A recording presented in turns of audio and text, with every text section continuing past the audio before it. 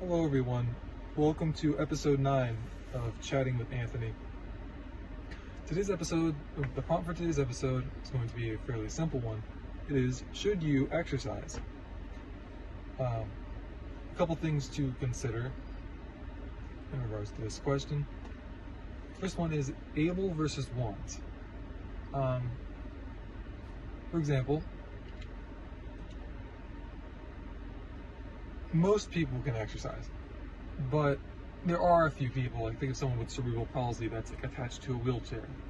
You know, there are limitations. Now, most of you aren't in that position. So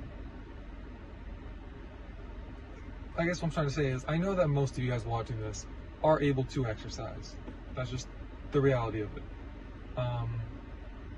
Exercise can take various forms. You can lift weights, and well, there's basically only lifting weights and doing cardio. You can do the two at the same time. You can use weights while doing cardio, or you can just wear like a weighted vest and just walk on a treadmill, for example. But the reality is, a lot of people's reason for losing weight is to lose. A lot of people's reasons for wanting to exercise is to lose weight.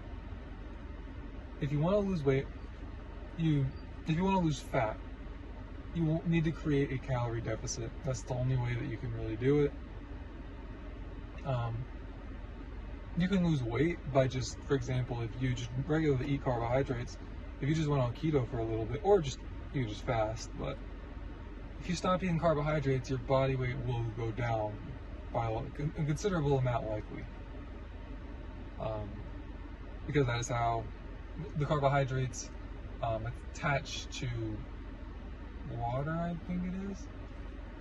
I forget how exactly it works. Carbohydrates and water, I do know that they attach to each other. Sodium helps them attach. And the reality is, if you just stop eating carbohydrates, then the carbohydrates that you have will get used and then you won't replace them. So that's just a way where you can do that without even being in a calorie deficit. Especially if you're gonna eat less carbs, you could very easily eat more calories because fat has more calories per gram than carbohydrates. You likely won't get hungry as often just because you won't have your blood sugar going up and down, but everybody's different. So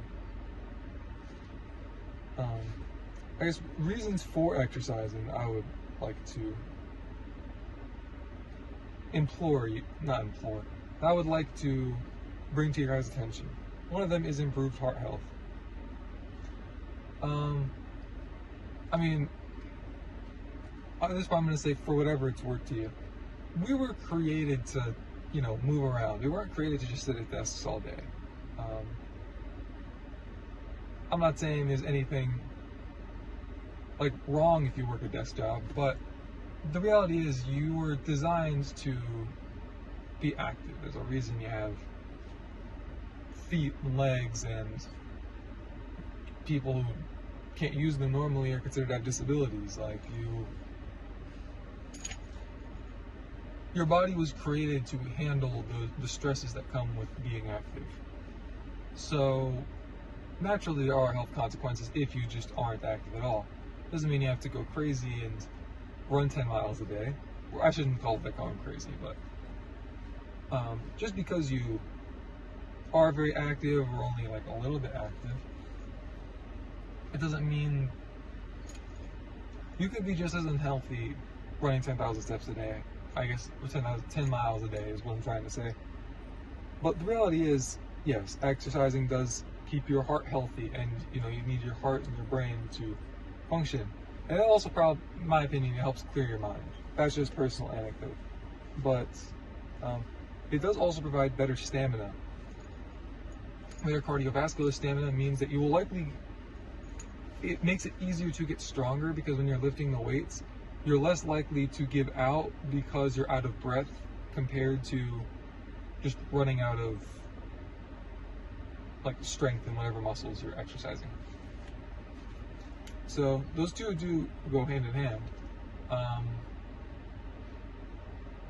Or if you ever seen like one of those like massive bodybuilders, looks like it's 300 pounds of pure muscle. A lot of times, if you see them, like they just look like they're like out of breath. They're just laboring, moving around, and just because like yeah, they're also overweight. Like just like somebody can be obese at like 250, 280. You have that much muscle on you. Like yeah, your body probably doesn't want you to have that much muscle on you. And a lot of times you need like steroids to get to that size. Not everybody. Some people are genetically blessed in that regard, but that's just the reality for most people, at least. I would also like to bring up endorphins. Your body releases dopamine. Well, okay, I don't know how to distinguish dopamine and endorphins. In other words, move your body makes you feel happy. To an extent. Like, you might not feel happy in the moment when you're sweating it out on the treadmill, but your body gives you like serotonin as a result of challenging exercise. The more you do it, the less you'll know. Just like anything in life, like if you do anything every day, you just get used to it to a point where it'll still be there, but you just won't notice it. Like if you drink like I've had coffee the last 2 days, and even though I'm at a heightened state of mind and like physically I am able to tolerate more pain because caffeine actually does block some pain receptors. Supposedly that's why it helps with exercise. That's what I've heard, at least. But the reality is it feels normal because I've had it the last 2 days, so it's like, no, I'm heightened. This is becoming new normal. It also doesn't help that like I've gone through a period of like months where I drink coffee like every single day. So like my body is just in general used to this feeling. So it's not like some nirvana type feeling, I guess is what I'm trying to say. And so that will happen to you with exercise. But the endorphins are still good. Like I still notice they're there. It just also feels normal, which is also a good thing because, dude, if you exercise regularly, the pain that you feel at the beginning will also begin to feel more normal, and you can do more exercise, and you'll get stronger with time, which is how it compounds. Just also, another, I guess say personal anecdote, part of why a lot of people don't, I'm not going to say don't accomplish their goals, but it's like they don't set high goals and they don't go out there to achieve great things, is because it's the most painful at the start because you don't know what you're doing. And so it's like you have to be willing to put up with that up front. That's kind of what it is with exercise. Like it wasn't fun for me at first, I can tell you that much. But I'm definitely glad I stuck with it. And I went through periods where I stopped and I started again. And I don't want to turn this into like a Disney movie, but I guess what I'm trying to say is just don't quit. Like, if your body's still able to try it, just get up and try again. Like, don't let your mind get in the way of what your body can do. And last but not least, not specific to exercise, but just in general, it will give you something that you can track and progress in. If you're somebody that really enjoys that, then it's gonna make it more fun for you. Like, in other words, there are ways to gamify it.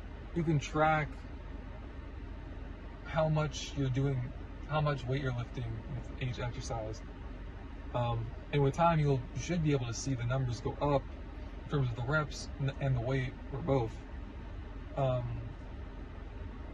I would say, especially at first, I would recommend not. If that's what gets you in the gym, then go for it. But if you can do without it, try not to at first. Focus on learning how to do the form as best you can in the beginning, because that will help you'll get more out of the exercises if you know how to properly do them. And I know in the beginning for me, when I finally did start tracking, I was so focused on the weight, I was just like trying to like push the weight any way I could. And so it's like I was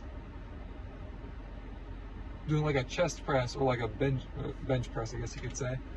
And I just wasn't doing proper form because I just wanted to see that number go up. So just be careful in getting to that point. But I